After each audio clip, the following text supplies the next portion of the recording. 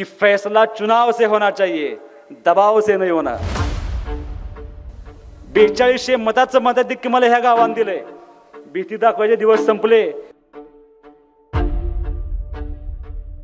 जुनी पिढी संपली, आता जेनझी आल्या। जेनझी ह्या जेनझीनं नेपाळ, बांगलादेश, श्रीलंका बुक करून टाकले। आपली तर एवढीच नगरपालिका आहे। शहरे, उपनगरे, वाड्या व वस्त्यांना 24 तास पाणी पुरवठा करणे, हे मी म्हणत नाही, त्यांचा जाहीरनामा आहे। जपून ठेवलाय 9 वर्ष। मला ह्याच्यावर प्रश्न विचारायचे होते। हे 100 दिवसाची पाणीपट्टी आमची 3,500 रुपयाची आहे। 87 कोटी रुपयाचे नळ पाणी पुरवठा पूर्ण झाल्यानंतर 24 तास नाही, पण तुम्हाला रोज पाणी देण्याची जबाबदारी सुहास बाबरची आहे। खोटं बोलण्याची प्रवृत्ती सुहास बाबरची नाही।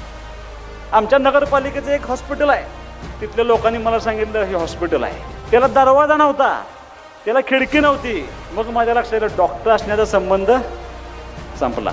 म्हणजे 13 पैकी 8 प्रभागामध्ये 2 कुटुंबातले उमेदवार आहेत। आणि तुम्ही काय सांगता, कुठं आहेत तुला उमेदवार? की तुम्हाला पैसे कमवायचे असतील तर तुम्हाला माझ्या पक्षातून उमेदवारी मिळणार नाही। तुम्हाला काम करायचं असेल तरच तुम्हाला माझ्यातून उमेदवारी मिळण्याची जबाबदारी माझी आहे। तुम्ही 40 वर्ष ह्या नगरपालिकेची सत्ता चालवताय, तुमच्या स्वतःच्या घराला पार्किंग आहे का? जेवढ्या गाड्या आहेत त्यांच्या घरातल्या सगळ्या रस्त्यावरती उभा असते। आता स्वतःच्या घराला पार्किंग नाही, गावाला प्रशस्त पार्किंग द्यायचं कसं? घराघरात बांधलं होते सुहास बाबर, आता मात्र डोक्याला मी हात लावतो। कृष्णात अण्णा या ठिकाणी, अण्णा काय तुम्हाला कधी म्हटलं कोणाच्या विरोध उभा राहा म्हणून? अण्णाने विचारलं, अण्णा ज्येष्ठ आहे, तुम्हाला काय पाहिजे? काय पाहिजे घेऊन जावा। मी नाही म्हटलं तुमच्या पुतण्याच्या विरोध उभा राहा म्हणून। 40 वर्षाची सत्तेचं तुम्ही कौतुक सांगता, पण दुर्दैवानं आज ही 40 वर्षानंतर सुहास बाबर आमदार झाल्यानंतर आज ही गावामध्ये रस्तान गटरस करतोय। हे ना पक्षाचे आहेत, ना नेत्यांचे आहेत, ना कार्यकर्त्यांचे आहेत, ना जनतेचे आहेत। तुम्हाला बोलवायचं कारण असं आहे की सुहास बाबरच्या व्यासपीठावरती भाजप पण आहे, सुहास बाबरच्या व्यासपीठावरती राष्ट्रवादी शरद पवार पक्षाचे अध्यक्ष पण आहेत, काँग्रेस पण आहे आणि अजितदादा गटाचे पण कार्यकर्ते, ज्यांची आपण आतुरतेने वाट बघतोय। ते माननीय आमदार एकनाथजी शिंदे साहेबांचं या ठिकाणी आगमन झालेलं आहे। गौरव भाऊ, 5 वाजता ही सगळी मंडळी या कार्यक्रमाला उपस्थित आहे। 9:15 वाजले, एवढा वेळ ही सगळी मंडळी उपस्थित आहेत। पुरुष थांबणं आपण समजू शकतो, पण तुम्ही जर ह्या बाजूला बघितलं तर पुरुषांच्या बरोबरीनं माझ्या माता भगिनींची संख्या आहे। आणि हे द्योतक कसाच आहे, ज्या वेळेला कुठल्याही राजकीय कार्यक्रमाला पुरुषांपेक्षा महिलांची संख्या जास्त असेल तर त्यावेळेला विजय निश्चित असतो, हे दाखवून देणारी ही गर्दी आहे महिलांची माझ्या। आणि मी तुम्हाला मुद्दाम सांगतो, 2024च्या विधानसभेच्या निवडणुकीला ह्या विधानसभेच्या मतदारसंघामध्ये 2 ऐतिहासिक घटना घडल्या। त्या घटना कुठल्या? तर ह्या विधानसभेच्या इतिहासामध्ये एवढं प्रचंड मोठं मताधिक्य आजपर्यंत कुठल्याही उमेदवाराला मिळालं नव्हतं। तब्बल 78,000 मतांना मताधिक्य मला देण्याचा ह्या मतदारसंघानं प्रयत्न केला। हे रेकॉर्ड आमच्या मतदारसंघाच्या नावानं ह्या वेळेला जमा झालं होतं। आणि दुसरी ऐतिहासिक घटना कुठली होती? तर इतिहासात पहिल्यांदा असं झालं होतं की ह्या विधानसभेच्या निवडणुकीमध्ये जे मतदान झालं होतं त्या मतदानामध्ये पुरुषांपेक्षा महिलांचं मतदान जास्त झालं होतं। आणि या सगळ्या माता भगिनींनी झालेल्या मतदानापैकी 70 ते 80% मतदान मला केलं होतं। त्यामुळे सुहास बाबर आज एवढ्या मोठ्या मताधिक्याने या ठिकाणी आमदार म्हणून काम करतोय। गौरव भाऊ, हे सगळं करत असताना अमोलदादानं काही गोष्टी आमच्या या ठिकाणी सांगण्याचा प्रयत्न केला की ह्या 2, 2.5, 3 वर्षामध्ये ह्या नगर परिषदेच्या हद्दीमध्ये काय काम केलंय, हे अगदी त्यानं प्रामाणिकपणे सांगण्याचा प्रयत्न केला। मी तुम्हाला मुद्दाम सांगतो, तुम्हाला कदाचित पटणार नाही, पण गौरव भाऊ, माननीय नामदार एकनाथजी शिंदे साहेब यांच्या माध्यमातून ह्या शहराला गेले 3 वर्षामध्ये आपण जवळपास 200 कोटी रुपयाचा निधी आणण्यामध्ये यशस्वी ठरलोय। मग त्यात 87 कोटीची नळ पाणी पुरवठा असेल आणि उर्वरित जी कामं होती त्या सगळ्या कामांच्या मध्ये रस्त्यांची कामं असतील, गटरांची कामं असतील, हे करण्याचा आम्ही प्रयत्न केला होता।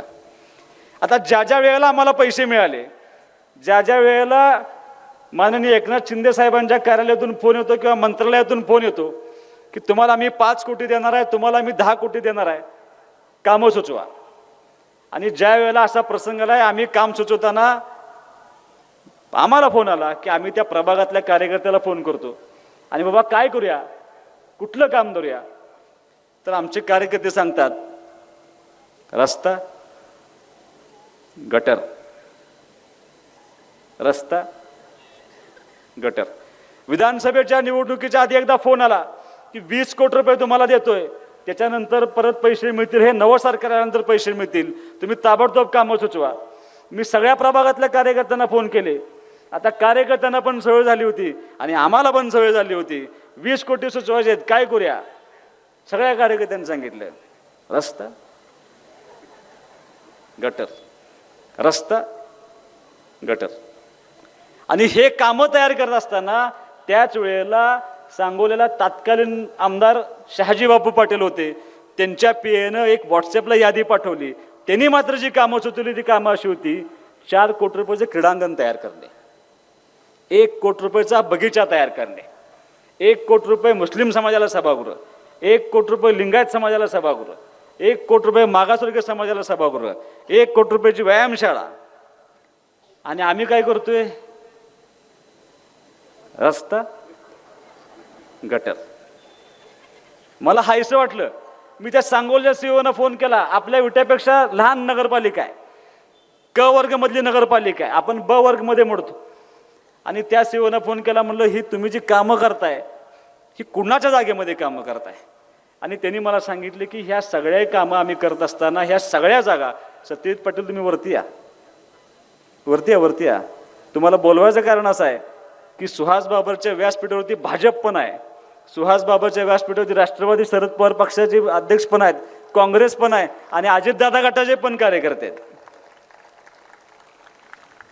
आणि त्या सीओनी मला असं सांगितलं की ही सगळी जी आम्ही कामं करतोय ही आमच्या नगरपालिकेच्या मालकीची जागा आहे, आम्ही ह्या सगळ्या जागा ताब्यात घेतल्या. मला असं वाटलं बापू आपण सुद्धा गटर रस्ता सोडून काय तर करावं. मी आमच्या सीओना फोन केला, मला काय आपल्याकडे परिस्थिती आहे. आणि आमच्या सीओनी मला असं सांगितलं, गेल्या 40 वर्षामध्ये आपल्या नगरपालिकेनं एकही जागा ताब्यात घेतलेली नाही, फक्त तुम्हाला भीती दाखवायची आणि काय तर काढून घ्यायचं. त्यामुळं आज जरी मला एकनाथ शिंदे साहेब इथं आले आणि शिंदे साहेबांनी मला सांगितलं की काळजी करू नको, तुला 50 कोटी रुपये देतो, तरी सुद्धा मी 50 कोटी त्यांना 2च कामं सांगणार, रस्ता गटर. 40 वर्षाची सत्तेचं तुम्ही कौतुक सांगता, पण दुर्दैवानं आज ही 40 वर्षानंतर सुहास बाबर आमदार झाल्यानंतर आज ही गावामध्ये रस्ता आणि गटरच करतोय. काय अवस्था करून ठेवली तुम्ही रस्त्यांची, काय अवस्था. 40 वर्ष कशाचा कारभार केला. मी मुद्दाम तुम्हाला सांगतो, दादांनी त्याच्या भाषणामध्ये सांगण्याचा प्रयत्न केला, पण या निवडणुकीला सामोरं जात असताना माझं स्पष्ट मत होतं की कुणाचं तरी कुटुंब राजकारणातनं संपवायचं आहे, कुणाला तरी ह्या सत्तेतनं हद्दपार करायचं आहे, या हेतूनं मला निवडणूक करायची नाही. ह्या 2.5-3 वर्षामध्ये इतकं प्रचंड काम करण्याचा प्रयत्न ह्या शहरामध्ये केलाय, जे काम केलंय आणि तुमच्यापर्यंत भविष्यामध्ये काय करायचं आहे हे घेऊन आम्हाला तुमच्यापर्यंत पोहोचायचं आहे आणि त्याच्या जीवावरच तुम्हाला मतदान मागणार आहे. मी कुणावर टीका सुद्धा करणार नाही असं मी प्रत्येक भाषणामध्ये सांगत आलोय. रस्त्यांची कामं केली. माझ्यासाठी ह्या माता भगिनींसाठी अत्यंत जिव्हाळ्याचा कुठला विषय होता तर पाण्याचा विषय होता. मी मुद्दाम सांगतो, अनेकदा ह्या शहराला नळ पाणी पुरवण्यासाठी पैसे आलेत. मुळीक बापूंनी त्यांच्या भाषणामध्ये सगळं सांगण्याचा प्रयत्न केला. 2016 साली 32 कोटी रुपये ह्या नगरपालिकेला राज्य शासनाने दिले होते. अनिल भाऊंनी विधानसभेमध्ये प्रश्न उपस्थित केला होता आणि त्या 32 कोटी रुपये आल्यानंतर 32च्या 32 कोटी रुपये वाया गेले. जो DPR तयार केला होता, ज्या पद्धतीनं काम करणं अपेक्षित होतं त्यातलं 20% सुद्धा काम पूर्ण झालं नाही आणि सगळे पैसे वाया गेले. आणि जसं पाणी 40 वर्षापूर्वी येत होतं तसंच पाणी आज येतं. माझ्या माता भगिनींना प्रश्न आहे, किती दिवसातनं तुम्हाला पाणी येतं? किती दिवसातनं पाणी येतं?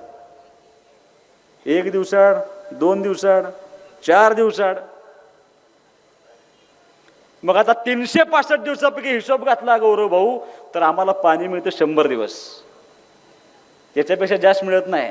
आणि किती वाजता मिळतं जर विचारलं, कधी 12ला सोडतेत रात्री, कधी रात्री 3ला सोडतेत, कधी 5ला सोडतेत. पाण्याचा नियम नाही. पण 15-20 मिनिटं साहेब, 15-20 मिनिटच पाणी मिळतं. आता काय पुरुष कोण पाणी भरत नाही, त्यामुळे त्यांना ते दुःख माहीत नाही. आणि हे सगळं करत असताना भाऊ आमची पाणीपट्टी किती पाणीपट्टी आहे? 3,500. 100 दिवसाची पाणीपट्टी आमची 3,500 रुपयाची आहे. आणि जर मग तुम्हाला 365 दिवस पाणी द्यायचं झालं तर ह्या सगळ्या पाणीपट्टीचा हिशोब जातो आपला 10,000 रुपये. मग काय केलं तुम्ही 40 वर्ष? काय केलं तुम्ही 50 वर्ष? विधानसभेच्या निवडणुकीच्या अगोदर ह्याची जाणीव झाली आणि जाणीव झाल्या माननीय शिंदे साहेबांना भेटलो. साहेब, हे गाव जर चांगलं करायचं असेल तर ह्या गावाला पाणी देण्याशिवाय पर्याय नाही. सुजलाम सुफलाम आमचा दुष्काळ तालुका, आज प्रचंड पाणी आहे, पण ह्या शहराला रोजचं पिण्याचं पाणी मिळत नाही. शिंदे साहेबांनी तात्काळ 87 कोटी रुपयाची योजना त्या ठिकाणी मंजूर करून आणली आणि त्याचं काम दादांनी सांगितल्या पद्धतीनं 40% जवळपास काम सुरू झाले. 5 ते 6 नव्या टाक्या आपण त्या ठिकाणी करतोय. आणि बापू, तुम्हाला जे अपेक्षित आहे, फक्त घोगावचा सोर्स होता आपला, आपण आता वाजरच्या बंधाऱ्यामधनं पण पाणी उचलतोय, जेणेकरून 2 ठिकाणावरनं पाणी उचलता येईल. पाण्याची मागणी आपल्याला त्या ठिकाणी वाढवता येईल. आणि ह्या लोकांना मी तुम्हाला काही खोटं सांगणार नाही, त्यांचा जाहीरनामा आहे, 2016चा जाहीरनामा आहे. आणि त्यात त्यांनी असं लिहिलंय, शहरे, उपनगरे, वाड्या व वस्त्यांना 24 तास पाणी पुरवठा करणे. हे मी म्हणत नाही, त्यांचा जाहीरनामा आहे. जपून ठेवलाय 9 वर्ष. मला ह्याच्यावर प्रश्न विचारायचे होते. आणि मग मी आज खोटं तुमच्याशी बोलणार नाही. 87 कोटी रुपयाचे नळ पाणी पुरवठा योजना पूर्ण झाल्यानंतर 24 तास नाही, पण तुम्हाला रोज पाणी देण्याची जबाबदारी सुहास बाबरची आहे. आणि ते करत असताना ह्या सगळ्या योजनेला लागणारी जी वीज आहे, ती वीज तयार करण्यासाठी 2.5 कोटी रुपयाची वेगळी तरतूद आपण केली. आणि सोलरवरती ही सगळी योजना आपण नेतोय. ह्या पाठीमागचा उद्देश एवढा आहे की तुम्हाला रोज पाणी द्यायचं, पाणीपट्टी मात्र 1000 रुपये आणून ठेवण्याची जबाबदारी सुहास बाबरची आहे.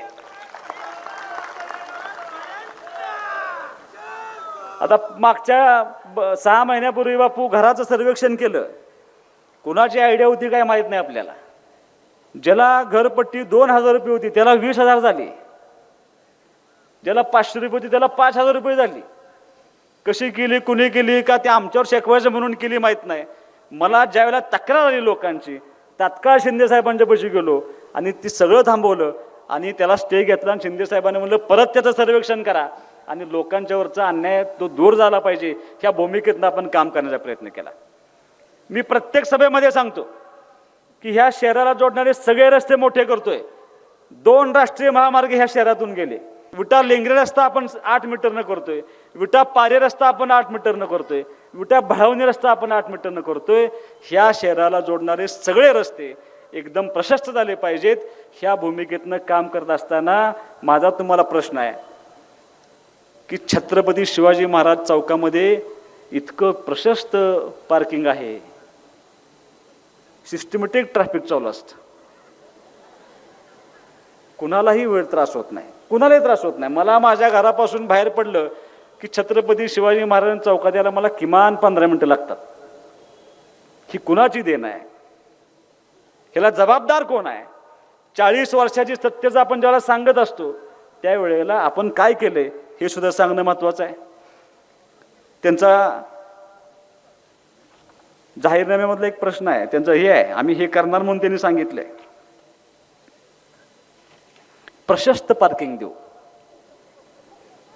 ह्या पण जाहीरनाम्यात आहे आणि आत्ता आलेलं पण जाहीरनाम्यात आहे. 40 वर्षानंतर सुद्धा तेच सांगताय, आम्ही प्रशस्त पार्किंग देऊ.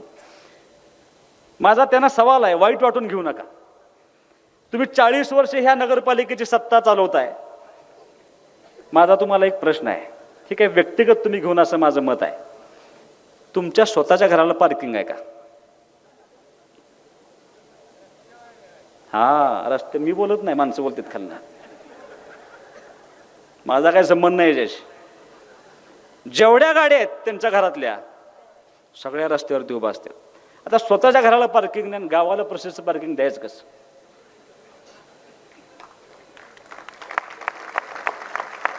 मी यापूर्वी पंचायत समिती जिल्हा परिषद मधला काम केलेला कार्यकर्ता आहे. माझ्या आवडीचा सगळ्यात विषय कुठला होता तर शिक्षण हा माझ्या आवडीचा विषय होता. एक IAS ऑफिसर आला आणि त्या IAS ऑफिसरनं एक कल्पना मांडली की आपण मॉडेल स्कूल करूया. ह्या जिल्हा परिषदेच्या सगळ्या शाळा तुम्ही बघून या.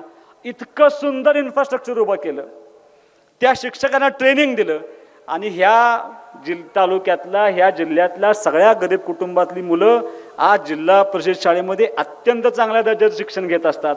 त्या मुलांना मोफत शिक्षण मिळत असतं. आणि मग माझ्या पुढे प्रश्न असा पडतो की नगरपालिकेच्या शाळांचं काय चाललंय? तुम्ही कधी गेलाय का नगरपालिकेच्या शाळेमध्ये? तुम्हाला कधी माहिती घेतली आहे का? इथे समोर बसलेल्या किती पालकांची मुलं नगरपालिकेच्या शाळेमध्ये इथे संशोधनाचा विषय आहे.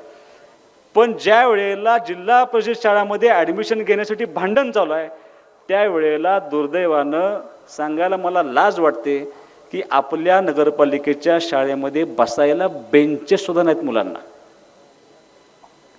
किती ॲडमिशन्स होतात? तर शासनाचा नियम आहे 20 मुलांच्या पाठीमागे एक शिक्षक.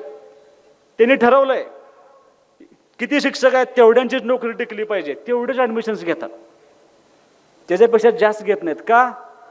तर सुहास बाबाची शाळा चालली पाहिजे, बंद नाही पडली पाहिजे. मी माझं नाव घेतलं, मी कोणाचं नाव घेतलेलं नाही. 2015 मध्ये त्यांचं 16च्या निवडणुकीमध्ये त्यांचं हे आहे जाहीरनामा आहे, सगळ्या शाळा टॅब युक्त करणार. झाला का? बसायला बेंचेस नाहीत. तुम्ही आज जिल्हा परिषदेच्या कुठल्याही प्राथमिक आरोग्य केंद्र बघून या, तुम्हाला माझं ओपन चॅलेंज आहे. तुम्ही खानापूरचं आमची PHC बघून या, तुम्ही वेजेगावची आमची PHC बघून या, तुम्ही आळसनची PHC बघून या, तुम्ही पाऱ्याची PHC बघून या. मग जर ग्रामीण भागामध्ये एवढ्या चांगल्या पद्धतीनं काम होतंय, त्या PHC मध्ये अत्यंत चांगल्या दर्जाचे उपचार मिळतात. अगदी विटा हायस्कूलच्या समोरची जिल्हा परिषदची PHC आहे, त्या PHC मध्ये महिन्याला किमान 30 डिलिव्हरी होत असतात. मग तुमच्या 40 वर्षाच्या सत्तेमध्ये तुम्हाला एखादं रुग्णालय नगरपालिकेचं का उभा करता आलं नाही? हा माझा प्रश्न आहे. आणि ज्यावेळेला मी राजकारणामध्ये समाजकारणामध्ये काम करत असतो मला सगळे फोन येतात, डास जास्त झालेत म्हणून फोन मला येतो. लक्षात घ्या, मी आमदार आहे. गटार स्वच्छ नाही म्हणून मला फोन येतात. मला वाईट वाटत नाही, मी ते घेतो फोन आणि त्याच्यावरती मार्ग काढून देण्याचा प्रयत्न करत असतो. पण सगळ्यात वाईट कधी वाटतं? एखाद्याचा ॲक्सिडेंट झाला आणि त्या कुटुंबाची परिस्थिती नसेल त्याला आम्हाला फोन येतो आणि आम्ही पहिलं काम काय करतो, तो पेशंट ॲम्ब्युलन्समध्ये घालायचा, सिव्हिलला पाठवून द्यायचा आणि सिव्हिलला सांगायचं की पेशंट ॲडमिट करून घ्या. एखादा आता साप चावायचं प्रमाण वाढलंय, साप चावला की आमचं पहिलं काम आहे की आम्ही सिव्हिलला पाठवून द्या. एखाद्याचं जळीत झालं, भाजलं कुणाला, तर आमच्यापाशी पर्याय नसतो, आम्ही काय करतो, सिव्हिलला पाठवून द्या. सगळ्यात वाईट कधी वाटतं? एखादी क्रिटिकल डिलिव्हरी आली, एखादी मुलगी डिलिव्हरीवर सिव्हिल आमच्या सरकारी दवाखान्यात गेली किंवा इथल्या प्रायव्हेट दवाखान्यात गेली आणि त्यांची परिस्थिती नसेल, ती ज्यावेळेला अडचणीत मुलगी येते त्यावेळेला आमच्या पुढे ज्यावेळेला प्रश्न उपस्थित जातो, आम्ही त्या मुलीला ॲम्ब्युलन्समध्ये घालतो, त्यावेळेला मात्र वेदना व्हायला चालू होतात. त्या वेदना अशा असतात की ती बिचारी पोचते का नाही पोचते, तिचं बाळ टिकते का नाही टिकते, ह्या वेदना आम्हाला सतत सतावत असतात. त्यावेळेला असं वाटतं की आपण राजकारणामध्ये काम करत असताना काय करतो. आमच्या नगरपालिकेचं एक हॉस्पिटल आहे, तुम्ही कधी बघायला गेला का नाही मला माहित नाही. घरकुलला कोण गेले का कधी? तुम्ही घरकुलला जावा, त्या घरकुलच्या 2-4 बिल्डिंगच्या मध्ये एक असं स्लॅबची एक इमारत आहे. मी भेटायला गेलो तर म्हणलं काय आहे, तिथल्या लोकांनी मला सांगितलं हे हॉस्पिटल आहे. त्याला दरवाजा नव्हता, त्याला खिडकी नव्हती. मग माझ्या लक्षात आलं डॉक्टर असण्याचा संबंध संपला. आणि मग माझ्या आयुष्यातलं पहिलं काम काय आहे, विधानसभेला निवडून आलेल्या माझ्या आयुष्यातलं पहिलं काम आहे की त्या विटा हायस्कूलच्या समोर जी आमची PHC आहे त्या PHCची जागा ही नगरपालिकेच्या नावावर होती. जे आता प्रचंड मोठं विजन मांडतात ना तुमच्या पुढं, त्या लोकांच्या डोक्यात असं होतं त्या जागेमध्ये गाळे बांधायचे की ह्यांचं विजन. मी ते हाणून पाडलं. ती आमदार झाल्या माझं पहिलं काम आहे ती सगळी जागा मी ट्रान्सफर केली आणि ती जागा नावावर केली सिव्हिल सर्जन साहेबांच्या नावावरती. त्या पाठीमागचा उद्देश असा होता की ही जी तक्रार आहे माझ्यापर्यंत, जे दुखणं आहे माझं, की असं हॉस्पिटल माझ्या शहरामध्ये व्हावं. त्या ठिकाणी आपण 100 बेडचं हॉस्पिटल तयार करतोय. 100 बेडचं हॉस्पिटल, 20 बेडचं ट्रामा केअर सेंटर. जर कुणाचा अपघात झाला, कुणाची इमर्जन्सी असेल तर त्या माणसाला तिथं उपचार मिळाले पाहिजेत, ही भूमिका घेऊन आपण त्या ठिकाणी हॉस्पिटल उभा करतोय. आणि 10 बेडचं डायलिसिस सेंटर माझ्या विट्यातल्या, माझ्या तालुक्यातल्या डायलिसिसच्या पेशंटचं डायलिसिस हे मोफत व्हावं या हेतून आपण त्या ठिकाणी उभा करतो. त्यांनी मला प्रश्न विचारला, कुठं आहे हॉस्पिटल, कुठं आहे त्याची मंजुरी. आता आमच्या लोकांनी लगेच किती तारखेला ती जागा ट्रान्सफर झाली ती तारीख टाकली, किती तारखेला सिव्हिल सर्जनकडून तो प्रस्ताव गेला ती तारीख टाकली. 78 कोटी रुपये त्या हॉस्पिटलची किंमत झाल्यामुळं हाय पॉवर कमिटीची मान्यता घ्यावी लागती. त्या हाय पॉवर कमिटीने कधी मान्यता दिली त्याचं पत्र टाकलं. माननीय मंत्री महोदयांनी कधी त्याला मंजुरी दिली त्याचं पत्र टाकलं. आणि ज्या दिवशी मुख्यमंत्र्यांच्या टेबलला सहीसाठी गेलं त्या दिवशी दुर्दैवानं आचारसंहिता लागली. तरीसुद्धा अण्णा त्याची ई फाईल नंबर असतो, तो ई फाईल मी शेअर केलाय, तुम्ही ट्रॅक करू शकता. खोटं बोलण्याची प्रवृत्ती सुहास बाबरची नाही. मी तुम्हाला मुद्दाम सांगतो, विधानसभेच्या निवडणुकीचा निकाल चालू होता. पहिली फेरी झाली, सुहास बाबर प्रचंड मतांनी लीड गेला. दुसरी फेरी झाली, सुहास बाबर प्रचंड मतांनी लीड गेला. त्यावेळेला आतले विरोधक म्हणायचे, थांबा आता विटा येते, थांबा आता विटा येते. विटा आलं, सुहास बाबर लीड गेला. दुसरी फेरी पूर्ण विट्याची आली, सुहास बाबर लीड गेला. विटा आलं कधी आणि गेलं कधी ह्यांना कळलं नाही. मग त्यांच्या लक्षात आलं की ह्या विटे शहरातल्या लोकांनी सुहास बाबाला आमदार म्हणून नाही तर कुटुंबातला सदस्य म्हणून स्वीकारलाय. आणि तब्बल 4000 मताचा लीड देऊन मला या शहरानं मला त्या ठिकाणी आमदार करण्यामध्ये मोलाचा वाटा उचलला होता. मग हॉस्पिटल झालं, नळ पाणी पुरवठ्याची स्कीम झाली, रस्त्यांची कामं सगळी आपण त्या ठिकाणी करतोय. टेंबू योजनेच्या पाण्यामुळं आज नावं ठेवतायत काही लोक की आता किती दिवस काढणार. दुर्दैवानं वैभव मित्र ह्या ठिकाणी उपस्थित आहेत. आज आपण ह्या शहर ज्या व्यवसायावरती अवलंबून होतं ते यंत्रमाग आणि पोल्ट्री, आज यंत्रमागाची काय अवस्था आहे, काय पोल्ट्रीची, आत्ता जरा पोल्ट्रीची अवस्था बरं आहे.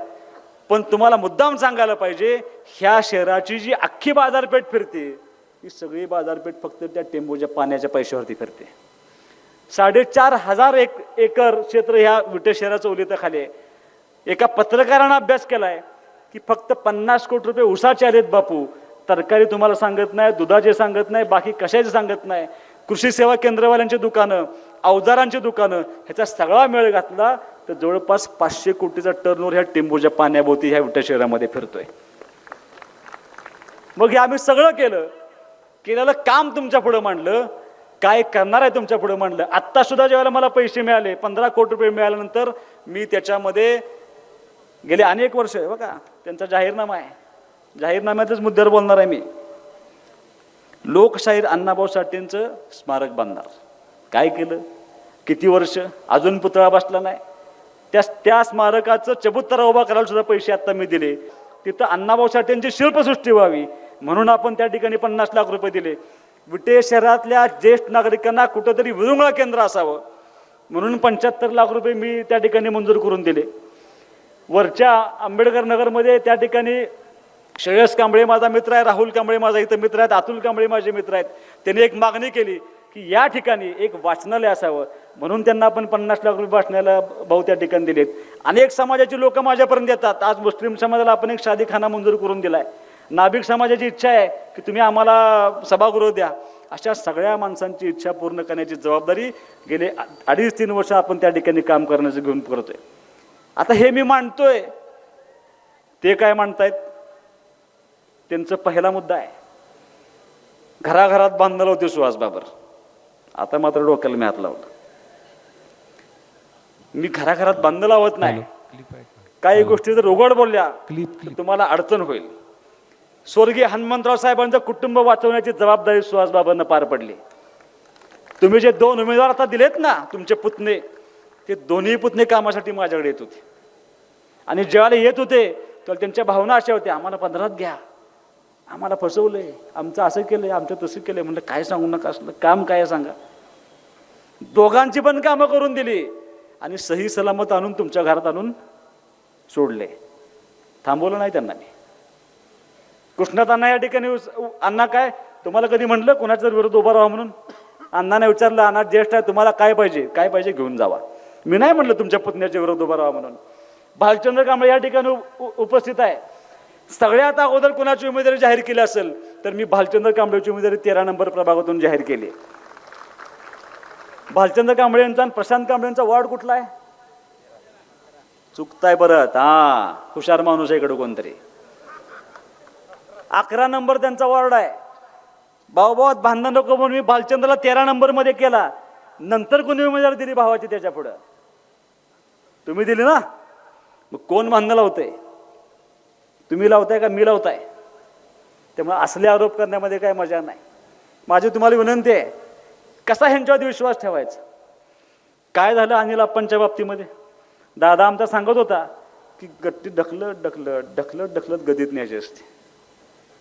आमचं कुटुंब वेगळं आहे. राजकारणामध्ये संवेदनशीलपणा आम्ही वागतो. एखाद्याला हो तर हो, नाही तर नाही म्हणायची धमक आमच्यामध्ये आहे. आम्ही अनिल अप्पांना सांगत होतो, आप्पा नका नादी लागू. लय जणांनी अनुभव घेतलाय. ऐकलं नाही. आप्पा पक्षाच्या प्रेमात होते. माझी हरकत नाही आप्पांना फसवायला. तुम्ही आप्पांना फसवलं असतं तर माझी तक्रार नव्हती. उमेदवार कोण होतं? उमेदवार आप्पांची मंडळी होती. नेहा डोंबे महिला होती.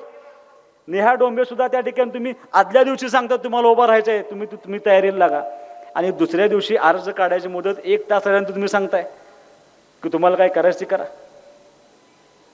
पुरुष समजून घेऊ शकतो. पुरुषाला यश अपयश फरक पडत नाही. पुरुषावरचा विश्वासघात झाला त्याला फरक पडत नाही. पण एखाद्या महिलेवरती काय तिची आपबीती असेल, त्या महिलेच्या काय भावना असतील, तिला किती वाईट वाटलं असेल, तिची 8-10 दिवस काय अवस्था असेल, ह्याचा कधी विचार तुम्ही केलाय का? जर तुम्हाला महिलेचं कळलं नाही तर मला असं वाटतं तुम्हाला आता महिलांसाठी स्वच्छतागृह उभा करायचे अजिबात तुमची पात्रता नाही. 40 वर्ष तुम्ही उभा करू शकला नाही, आज काय उभा करणार आहे तुम्ही? 50 खोक्याचा माझ्यावरती आरोप केला होता, भाऊंच्यावरती आरोप केला होता. गोसाई वकील साहेब या ठिकाणी उपस्थित आहेत. 97 साली भाजप सेनेचं सरकार होतं. यांनी भाजपमध्ये प्रवेश केला आणि अण्णासाहेब डांगेने म्हणाले, मला आता ओट्यात घ्या, मी आता तुमचाच आहे. पाणी योजना मंजूर करून घेतली, काम करून घेतलं, आणि 99ला राष्ट्रवादी काँग्रेस पक्षाची स्थापना झाली. आणि ह्यांनी राष्ट्रवादी काँग्रेस पक्षामध्ये आले आणि त्यांचं भाषण असं होतं की भाजपनं माझा बळी घेतला. हे 99ला राष्ट्रवादीत आले. 2004 साली अपक्ष उभा राहिले. परत विलासराव देशमुखांचं बरं संधान साधलं आणि 99 साली भाषणामध्ये उठ्यात असं सांगितलं, देणाऱ्याने देत जावे, घेणाऱ्याने घेत जावे, घेता घेता एखाद्याचे हात द्यावे, तुम्ही मला साहेब हात द्या, असं त्यांनी सांगितलं. आणि 95ला काय म्हणले, या हातानं कधी या हातावर शिक्का मारलेला नाही. 99चं भाषण होतं. काँग्रेसमध्ये गेले. 14 साली काँग्रेसमध्ये राहिले आणि काय केलं, एबी फॉर्मच पळवून नेले. काँग्रेसचं अस्तित्व पुसून टाकलं. परत राष्ट्रवादीत गेले, तसंच केलं, एबी फॉर्मच पळवून नेले, त्यांचं पण चिन्ह गोठवून टाकलं. 2019 साली 14 ते 19 भाजपचा वापर करून घेतला संजय काकांचा. 2019 साली काय केलं, सत्ता आली, लगेच जयंत पाटील साहेब, जयंत पाटील साहेब, जयंत पाटील साहेब, जयंत पाटील साहेब सांगतील तसं, जयंत पाटील साहेब सांगतील असं. 21ला बदललं शिंदे साहेबांनी. भाजप सेनेची सरकार आलं आणि त्यात अजितदादा सामील आले. ह्यांनी लगेच उडी अजितदादाकडे. ज्या जयंत पाटील साहेबांचे पाहुणे पाहुणे म्हणून नाव घेतले, त्यांच्याच मतदारसंघात जाऊन डान्स केला की आम्ही असं करतोय म्हणून. केदारवाडीमध्ये जाऊन मी सांगत होतो जयंत पाटील साहेबांना, साहेब नाहीत तुमचे, तुम्हाला कळलं. ही गेली तिकडे. परत अजितदादा गटात आले. अजितदादा पण म्हणलं होतं तुमची नाहीत. 24ची विधानसभा आली, तिकीट म्हणलंय म्हणल्यावर लगेच राष्ट्रवादी शरद पवार साहेबांच्या पक्षामध्ये प्रवेश केला. तिथं तिकीट घेतलं. बापू बरोबर ना. आणि मी त्यावेळेला बापूंना पण सांगितलं होतं, विधानसभेची निवडणूक झाली की 2 महिने पण टिकत नाहीत बघाई. विधानसभेची निवडणूक झाली, मी विजयी झालो, ह्यांनी लगेच भाजपमध्ये उडी मारली. आता 29ला बापू फक्त त्यांना तुमच्या पक्षात घेऊ नका एवढीच माझी विनंती आहे. कारण ह्यांच्यावर विश्वास कुणाच राहिला नाही. हे ना पक्षाचे आहेत, ना नेत्यांचे आहेत, ना कार्यकर्त्यांचे आहेत, ना जनतेचे आहेत. तुम्हाला माझा प्रश्न आहे, काय चुकीचं सांगतोय का, काय खोटं सांगतोय का? आता खोटं बोलायचे दिवस गेले, रेकॉर्डिंग होत असतं सगळं. मी ह्या नगरसेवक पदाच्या उमेदवारांना उमेदवार देताना स्पष्ट शब्दात सांगितलंय की तुम्हाला पैसे कमवायचे असतील तर तुम्हाला माझ्या पक्षातून उमेदवारी मिळणार नाही. तुम्हाला काम करायचं असेल तरच तुम्हाला माझ्यातून उमेदवारी मिळण्याची जबाबदारी माझी आहे. तुम्हाला काम करावं लागेल, त्या सर्वसामान्य माणसांच्या पुढे तुमची जबाबदारी आहे, त्या जबाबदारीने तुम्हाला वागायला लागेल. तुम्ही एकदा पॅनेल बघा. यापूर्वी ज्यांनी नगरपालिकेत काम केले असे जवळपास 7 ते 8 नगरसेवक आपल्या पक्षातून उभा आहेत. नव्या जुन्यांचा मेळ घातलाय. काही तरुण मुलं आहेत, त्या तरुण मुलांचं शिक्षण, सुरेश पवार कुठे आहेत आमचे, उभं राहा. तुमचं शिक्षण काय? बीटेक झालंय त्यांचं. लीला भिंगारदेव मॅडम आहेत का? तुमचं काय? एमफिल PhD झालेत, त्या डॉक्टरेट आहेत. हॅलो. मेटकरी ताई BCA झालंय त्यांचं. अपर्णाताई MSc B.Ed झाले. महेश कदम BE झाले, ते इंजिनियर आहेत ते. म्हणजे देत असताना एका बाजूला तरुण मुलं, एका बाजूला ज्यांनी 10 वर्ष 15 वर्ष नगरपालिकेत काम केले, आणि ह्या सगळ्यांच्यावर लक्ष ठेवा म्हणून नंदू काकासारखा आमचा सिनियर माणूस, चेअरमन साहेबांसारखा आमचा सिनियर माणूस, कृष्णात अण्णांसारखा आमचा सिनियर माणूस, आणि संजय बिगनसारखा सिनियर माणूस, हे आमचं पॅनेल आहे. ह्या शहराच्या विकासामध्ये ज्या ज्या कुटुंबाने योगदान दिले त्या सगळ्या कुटुंबातली माणसं माझ्या बरोबर आहेत, या पॅनेलमध्ये आहेत. जिजे आमच्या समोर बसले, तिच्या वडिलांचं योगदान आहे. सगळ्यात मोठं काय आहे? फोटो बघा, मागच्या जाहीरनाम्याचा फोटो बघा. कोण दिसतं इथं? हनुमंतराव पाटील साहेबांच्या बरोबर रामभाऊ तात्यांचा फोटो आहे. रामभाऊ तात्यांचे चिरंजीव नातू सुद्धा माझ्या व्यासपीठावरती आहेत. आणि तुम्ही काय म्हणाला, कुठं आहे ह्याच्याकडे पॅनेल? मग ही काय? माझ्या कुटुंबातला एकच सदस्य उभा आहे. तुमची काय अवस्था आहे? तुमच्या कुटुंबात 3, अशोक भाऊंच्या कुटुंबात 2, प्रभाग क्रमांक 5 मध्ये तुमचा कर्मचारी, प्रभाग क्रमांक 4 मध्ये तुमचा कर्मचारी, प्रभाग क्रमांक 11 मध्ये तुमचा कर्मचारी. म्हणजे 13 पैकी 8 प्रभागामध्ये 2 कुटुंबातले उमेदवार आहेत. आणि तुम्ही काय सांगता, कुठं आहेत तुला उमेदवार? कुणाला उमेदवार नाहीत? सुहास बाबरला नाही, कुणाला नाही. माझी तुम्हाला विनंती आहे, ह्या सगळ्या उमेदवारांना मी सांगून ठेवलंय, ज्या दिवशी समोर बसलेल्या विटा शहरातला एखादा नागरिक जरी म्हटला की तुम्ही चुकलाय, तुमचा नगरसेवक चुकलाय, तर तुम्हाला माझा शब्द आहे, त्या नगरसेवकाचा त्या दिवशी राजीनामा घेतला जाईल. त्याला तिथं काम करण्याचे अधिकार राहणार नाही. तुम्हाला माझा शब्द आहे. नगरपालिकेची सत्ता आल्यानंतर तुम्हाला माझा पहिला शब्द असा आहे की इथून पुढं विटे शहरातल्या कुठल्याही नागरिकाला घर बांधत असताना तुम्हाला पैसे द्यावे लागणार नाहीत. कुणालाही व्यवसाय करायचा असला, रस्त्यावरती व्यवसाय करायचा आहे, कुठेही करायचा आहे, कुणालाही, अजून आलेलं नाही, थांबा, येतील. कुणालाही व्यवसाय करायचा असला तर त्या माणसाला नगरपालिकेचं रितसर तुम्हाला परमिशन मिळेल, रितसर लायसन मिळेल. त्याला सुहास बाबरचं भाडं भरायची आवश्यकता. पत्रकारांना माझी विनंती आहे, मी कुणावर टीका केलेली नाही, मी सुहास बाबरचं म्हणले. तुम्हाला माझी विनंती आहे, असलं काय छापून नका परत टीका केली. आम्ही टीका केलेलं नाही. सुहास बाबरचं भाडं भरावं लागणार नाही. तुम्ही सुहास बाबरच्या घरात येताना तुम्हाला भीती वाटते का? तुम्हाला पंचायत समितीत जाताना भीती वाटते का? तुम्हाला तहसीलदारापासून जाताना भीती वाटत नाही? तुम्हाला कोर्टात जाताना भीती वाटत नाही? तुम्हाला पोलीस स्टेशनला जाताना भीती वाटत नाही? नगरपालिकेत जाताना का? कोण खाते? गेले दिवस 4200 मताचं मताधिक्य मला ह्या गावात दिलंय. भीती दाखवायचे दिवस संपले. एका पिक्चरचा डायलॉग मला कायम आठवतो. त्या पिक्चरचं नाव आहे राजनीती. आणि मी तर मानणारा कार्यकर्ता आहे. माझी पार्टी लोकशाहीने चालणारी पार्टी आहे. आणि त्या पिक्चरचा डायलॉग असा आहे कि फैसला चुनाव से होना चाहिए, दबाव से नहीं होना. आणि कुणावर दबाव टाकायचा? जुनी पिढी संपली. आता जेनझी आल्या. जेनझी ह्या जेनझीनं नेपाळ, बांगलादेश, श्रीलंका बुक करून टाकले. आपली तरी एवढीच नगरपालिका आहे. तुम्हाला पटणार नाही, पण मी ह्या शहराची नाळ ओळखलेला माणूस आहे. मी विधानसभेच्या शेवटच्या प्रचाराच्या माझ्या शेवटच्या सभेला सांगितलं होतं की विटा शहर मला विधानसभेच्या निवडणुकीला लीड देणार. मला आत्मविश्वास आहे.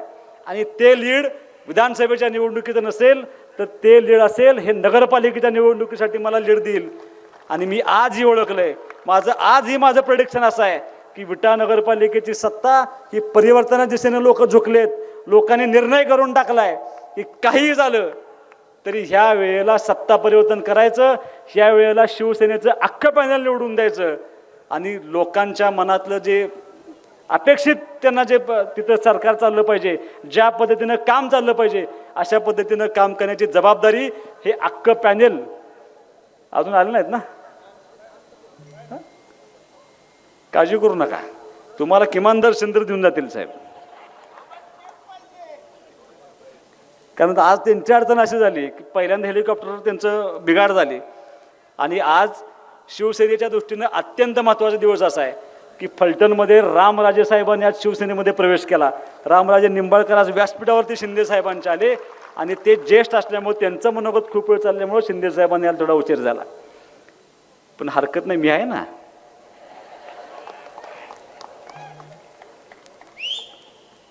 आता फक्त नाद नाही तर स्टार प्रचारक मला सुद्धा घ्यायला पाहिजे होतं गौरव भाऊ.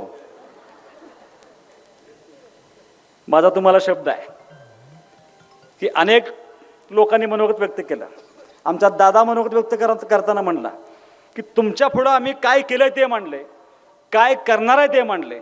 आणि ते करण्याचा प्रत्येक शब्द तुम्हाला जे जे आता शब्द मी दिले होते की त्या शब्दातलं एकही जरी काम आम्ही करू शकलो नाही. एकदा संधी फक्त देऊन बघा. मला पूर्ण खात्री आहे अजून 4 वर्ष विधानसभेचा कार्यकाळ माझा शिल्लक आहे. सुदैवानं आपले नेते माननीय एकनाथ शिंदे साहेब सुदैवानं ह्याच विभागाचे मंत्री आहेत. आपण शब्द टाकायचा आणि त्यांनी ते काम मंजूर करून द्यायचं. अशी परिस्थिती असल्यामुळं या शहराला वेगळ्या उंचीवरती नेण्याची जबाबदारी सुहासबाबर पार पडेल. त्यात कुठेही कमी पडणार नाही. एक भयमुक्त वातावरण या शहरामध्ये केलं जाईल. ती जबाबदारी आज त्यांच्या कॅसेटमध्ये चालू आहे बघा की आम्ही सलोखा राखला, आम्ही सगळ्यांचं हे केलं, आम्ही कुणाला भीती दाखवत नाही. सांगावं का लागते? तुम्हाला पटणार नाही. कालपर्यंत त्यांनी प्रयत्न केला. इलेक्शन हातातनं जाते आज त्यांना जाणीव झाली. आणि बापू सवयीप्रमाणे त्यांनी चालू केलं. जो आपला कार्यकर्ता काम करतोय त्याला फोन करायचा, फार त्रास होईल, लय फिरू नकोस. विधानसभेला केलं थोडं बाद झालं, आता चालणार नाही. ह्याचा अर्थ काय? ह्याचा अर्थ स्पष्ट आहे की पायाखालची वाळू सरकलेली आहे. त्यांना लक्षात आलंय की विट्यातल्या लोकांनी निर्णय केलाय सत्ता परिवर्तन करणारच. हा निर्णय त्यांचा पक्का झाला असल्यामुळं मला पूर्ण आत्मविश्वास आहे की निश्चितपणे हे सत्ता परिवर्तन घडणार. या शहरातल्या सगळ्या आम जनतेनं एक ऐतिहासिक निर्णय होणार. मी तुम्हाला साक्षीने सांगतो, सगळ्यांच्या नगराध्यक्ष पदाची सीट आणि सगळ्याचे सगळे उमेदवार आपल्या अत्यंत फरकाच्या मताधिक्याने त्या ठिकाणी निवडून येतील याचा आत्मविश्वास मी बाळगतो. फक्त तुम्हाला माझा शब्द आहे. आता शिंदे साहेब आल्यानंतर कदाचित त्यांना वेळ मिळेल नाही मिळेल मला माहित नाही. माझं एक बापू जसं तुम्ही मला कशी मला सांगत होता, माझ्या डोक्यामध्ये सतत विचार घोळत होते. जरीही 87 कोटीची पाण्याची स्कीम झाली तरी सुद्धा आपल्याला नेवरीची वितरिकाची पहिले आपली नेवरीची लाईन चालू होती. नेवरीची लाईन पुनर्जीवित करायची आणि त्या ठिकाणी सुद्धा पाणी परत आणायचं ह्या शहराला. त्यासाठी आपण त्या ठिकाणी प्रयत्न करूया. नगरपालिकेच्या निवडणुकीची आचारसंहिता संपल्या महत्त्वाचं काम काय असेल तर भुयार गटारची योजना आपण कार्यान्वित करू. शिंदेसाहेब आल्या त्यांच्याकडनं हा शब्द घेऊ आणि येत्या काही दिवसामध्ये 225 कोटी जो DPR तयार केला आहे त्या DPRच्या माध्यमातून ह्या शहराची सगळ्या अंडरग्राऊंड गटर त्या ठिकाणी पूर्ण करण्याचा शब्द आपण या ठिकाणी घेऊ. माझा तुम्हाला दुसरा शब्द आहे. आज काही लोकांनी पालकमंत्र्यांना फसवून मिटिंग घ्यायला लावली आणि त्या मिटिंगमध्ये असं दाखवलं गेलं की जो राष्ट्रीय महामार्ग गावातून जातोय ते राष्ट्रीय महामार्गाचे जी कुटुंब बाधित होत आहेत त्या लोकांचं सुहास बाबर घर पाडणार नाही. मी तुम्हाला मागेही सांगितलंय सुहास बाबरचा हा शब्द आहे. त्या राष्ट्रीय महामार्गामध्ये बाधित होणाऱ्या कुठल्याही कुटुंबाची एक वीट सुद्धा हलवून देणार नाही. पण गावाचं नुकसान सुद्धा होता कामा नये म्हणून माझा शब्द आहे या 2 ते 3 महिन्याच्या आत रिंग रोडचे तिन्ही प्रस्ताव आपण त्या ठिकाणी सबमिट केलेत. या 2 ते 3 महिन्याच्या आत आपण उलट्या शहराला रिंग रोड देण्याची जबाबदारी सुहास बाबर त्या ठिकाणी पूर्ण करेल. आणि हे सगळं सांगत असताना तुम्हाला म्हणजे राजकारणामध्ये काय लोक आता त्यांचा स्वभाव आहे आता हे एवढं सगळं मांडायचं म्हणलं त्यांचे सगळे मुद्दे तर परत आणखीन मला 11 वाजेपर्यंत बोललं पाहिजे ती वेळेला परवानगी नाही. त्यामुळं हे जेवढे शब्द मी तुम्हाला ह्या व्यासपीठावरून देतोय त्या सगळ्या शब्दांची पूर्तता करण्याची जबाबदारी अनिल भाऊंचा मुलगा म्हणून सुहास बाबर त्याची सगळी टीम पूर्ण करेल. त्यात आम्ही कुठेही कमी पडणार नाही. जर आम्ही कमी पडलो जर आम्ही हे करू शकलो नाही तर तुम्हाला सुहास बाबरचा व्यासपीठावरनं शब्द आहे विधानसभेच्या निवडणुकीला सुहास बाबर विटा शहरामध्ये तुमच्या दारात मतं मागायला परत कधीच येणार नाही. एवढा आत्मविश्वास मला माझ्या नेत्याच्यावरती आहे. एवढा आत्मविश्वास मला माझ्या कार्यकर्त्यांच्यावरती आहे. जे उमेदवार मी ह्या ठिकाणी उमेदवार उभे केलेत त्या सगळ्या उमेदवारांच्या कर्तृत्वावरती माझा पूर्ण विश्वास आहे. आणि मी ह्या सगळ्यांना सांगितलंय तुम्ही ज्या वेळेला निवडून याल त्यावेळेला तुम्हाला पूर्ण अधिकार असेल. तुम्हाला स्ट्रीट लाईट लावायचा अधिकार असेल. तुम्हाला एखाद्याला टँकर द्यायचा असेल तर त्याला अधिकार असेल. तुम्हाला एखादा रस्ता करायचा असेल तर अधिकार असेल. तुम्हाला सीओने एखादं काम सांगायचं असेल तर अधिकार असेल. कारण दुर्दैवानं यापूर्वी असे कुठलेही अधिकार नगरसेवकांना नव्हते. मागची निवडणूक झाली 2017ची जे 22 नगरसेवक निवडून आले होते त्या 22 नगरसेवकांचा गुलाल गेला नव्हता. इथं डोक्यात गुलाल साठतो जिथं घाम येतो का नाही इथं साठतो घड्याळाच्या इथं साठतो तसाच गुलाल होता. आणि सगळे नगरसेवक स्वप्न बघत होती की आपण आता शहरासाठी असं काम करायचं आपण आता शहरासाठी तसं काम करायचं आपण आता असं करू आपण आता तसं करू. आणि ह्या सगळ्यांची मिटिंग कॉल केली त्यांच्या नेत्याने 22 लोकांची. ही सगळी मंडळी एकत्र आली. काम कसं करायचं ह्याच्यावर चर्चा होत शेवटी चर्चा ह्याच्यावर आली तुझे किती पैसे गेले माझे किती पैसे गेले कसे कव्हर करायचे ह्याची चर्चा चालू झाली बापू. आणि ही सगळी मंडळी एकत्र बसली होती आणि ह्यांचे नेते आले आणि 3 मिनिटात मिटिंग संपली. काय सांगितलं असेल मिटिंगमध्ये की तुम्हाला भरपूर प्रेम लोकांनी दिले प्रचंड मताने तुम्ही सगळे निवडून आलाय. आता इथून पुढं आपलं घर आपला व्यवसाय पूर्ण ताकदीनं बघा 5 वर्ष.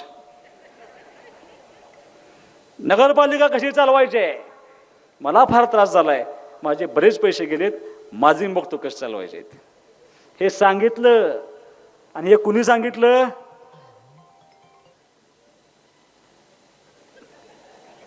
ते सांगितलं की मग परत भांडणं होतील मग परत म्हणणार घराघरात भांडणं होते. त्यामुळे मी नाही कोणाचं नाव घेणार. तुम्हाला निर्णय करायचा. विटेकरातल्या तमाम नागरिकांना माझी विनंती आहे समोर बसलेल्या सगळ्या माझ्या माता भगिनींना विनंती आहे जे व्हॉट्सअपवरती जे यूट्यूबवरती ऐकतायत अनेक भागातले या ठिकाणी न्यूज चॅनलवाले आलेत ऐकणाऱ्या सगळ्यांना माझी नम्र विनंती आहे. झालं ना तुमची पिढी गेली तुमची पिढी खपली आता नव्या पिढीचं काय करायचं. जी छोटी मुलं समोर बसलेत परवा दिवशी माझा एक व्हिडिओ बघितला असेल एका शाळेमध्ये मी फिरत असताना माझा एक व्हिडिओ आला होता की एका लहान मुलांनी सगळ्या घोळका केला माझ्या भोवती. त्या पिढीचं भवितव्य सुधारायचं असेल तर तुम्हाला सत्ता परिवर्तन केल्याशिवाय तुम्हाला कल्याण दिवस होणार नाहीत चांगले दिवस येणार नाहीत. आणि ते सत्ता परिवर्तन करावं अशी माफक अपेक्षा मी ह्या ठिकाणी व्यक्त करणार आहे. शेवटचं 1 मिनिट मी बोलणार आहे. साहेब आले तर आले तर किमान तुम्हाला भेटून तर निश्चितपणे जातील. माझं चिन्ह कुठलं आहे? हा, सगळ्यांना माहिती आहे, सगळ्यांना माहिती आहे माझं चिन्ह. त्याला कारण असं आहे, शक्यतो मी बदलत नाही. कारण काही लोकांचं असं होतं, एका गावामध्ये एका महिलेचा नवरा वारला अण्णा, आणि त्याचं स्मारक बांधलं, आणि त्या स्मारकाला ती बिचारी सारखं असं वारं घालायची. येण्या जाण्याला प्रत्येकाला असं वाटायचं की किती निष्ठा यायची, किती प्रेम आहे आपल्या नवऱ्यावरती. बाई रोज वारं घालते, सारखं वारं घालते. शेवटी 2 बायकांनी तिला राहून राहून विचारलं, अगो किती प्रेम, गेला तुझा नवरा, आता कशाला त्याला वारं घालते? त्यावेळेला तिने असं सांगितलं, अगं तसं नाही, ही वाळल्याशिवाय मला दुसरं लग्न करता येत नाही. अशा काही लोकांच्या पक्षप्रवेशाची आवश्यक म्हणजे अशी अवस्था आहे. त्यामुळे माझं तुम्हाला विनंती आहे की धनुष्यबाण हे चिन्ह लक्षात ठेवा.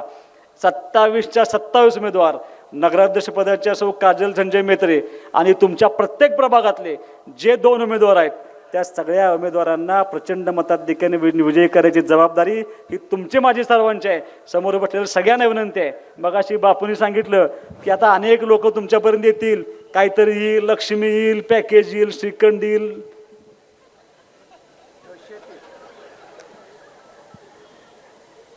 आलंय वाटतं कोणाच्या घरात. जरी आलं तरी खुशाल खावा, सगळं घ्या, पण धनुष्यबाण हा बाण श्रीरामांचा धनुष्यबाण आहे, लक्षात घ्या. काहीही झालं तरी आपल्याला ह्या नगरपालिकेवरती शिवसेनेचा भगवा फडकावा लागेल. ही सगळी मंडळी त्यासाठी आपण उभा केलेत. आणि सत्ता परिवर्तनाचा एक ऐतिहासिक निकाल, जो निकाल विधानसभेच्या निवडणुकीला ह्या मतदारसंघाने दिला होता, जो निकाल विधानसभेच्या निवडणुकीला ह्या विटे शहराने दिला होता, तसाच निकाल तुम्हाला ह्या नगरपालिकेच्या निवडणुकीच्या निमित्तानं तुम्ही द्यावा, एवढी अपेक्षा आम्ही सगळे ह्या ठिकाणी तुम्हाला करायला आलोय. विनंती एवढीच आहे की अनेक कार्यकर्ते ह्या ठिकाणी उपस्थित आहेत. सगळे मतभेद बाजूला ठेवून आपली नैतिक जबाबदारी आहे की आपलं चिन्ह हे प्रत्येक घराघरापर्यंत गेलं पाहिजे. बॅलेट मशीनवरती काही आता एकाच मशीनवरती तीन मतदान द्यायचं आहे. प्रभाग क्रमांक 11 मध्ये जरा वेगळा विषय आहे, बरोबर ना? 2 मशीन आहेत ना प्रभाग क्रमांक 11 मध्ये, 2 मशीन आहेत. म्हणजे मला वाटते बचं नावं दुसऱ्या मशीनवरती गेलेत. त्यामुळं प्रभाग क्रमांक 2च्या मतदारांच्या पर्यंत तुम्ही पोचणं अत्यंत महत्त्वाचं आहे. ते पोचा, आपलं चिन्ह समजावून सांगा, कसं मतदान करायचं त्याचं गृहीत करा आणि माणसांच्याकडून घटवून घ्या. आणि कसल्याही परिस्थितीमध्ये जास्तीत जास्त मतदान हे शिवसेनेच्या सगळ्या उमेदवारांना झालं पाहिजे, अशी या ठिकाणी विनंती मी करणार आहे. अजून एक मला विनंती करायची, ज्ञात अज्ञात अनेक लोक माझ्याबरोबर आहेत. कारण बापू जसा जसं निवडणूक जवळ येईल, जसा जसा लोकांचा अंदाज येईल, तशी तशी पलीकडची पार्टी डगमगायला लागली. एक मत आले, एक मत मागतात. म्हणजे प्रत्येकाने उमेदवार सोडून दिलाय शेजारचा, जे घरातले उमेदवार म्हणून दिले होते. प्रभाग क्रमांक 6चं उदाहरण सांगतो. एकट्याचं पॅम्पलेट काढलंय उमेदवाराचं, एकट्याचं, शेजारच्या उमेदवाराचं, नगराध्यक्ष पदाच्या उमेदवाराचं, त्यात फोटो नाही, नाव नाही. आणि सगळ्यांना फोन करून एकच सांगतात, बाकी सगळ्यांचं जाऊ दे, पार्टी तिकडं, माझं तेवढं बघ, एक मत फक्त मला मिळालं पाहिजे, अशी ही मागणारी पलीकडची प्रवृत्ती आहे. आपण मात्र 3च्या 3 मतं सगळ्यांना द्यायचे आहेत आणि 27च्या 27 उमेदवार या ठिकाणी आपल्याला निवडून आणायचे आहेत. तुमच्या आमच्या सर्वांचे नेते, ज्यांची आपण आतुरतेने वाट बघतोय, ते माननीय आमदार एकनाथजी शिंदे साहेबांचं या ठिकाणी आगमन झालेलं आहे.